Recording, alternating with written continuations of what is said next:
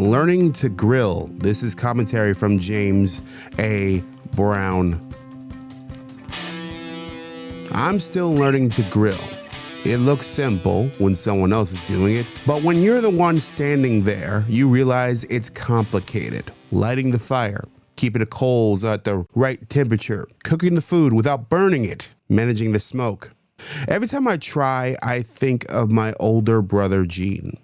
He's been gone about a decade now, and hopefully he's off somewhere hanging out with Jimi Hendrix and our older sister, Annette, on some other plane that's bold as love.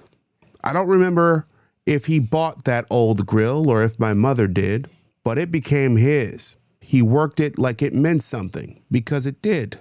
He would stand there calm and patient, flipping chicken with a steady hand. But now I realize it was never about the food.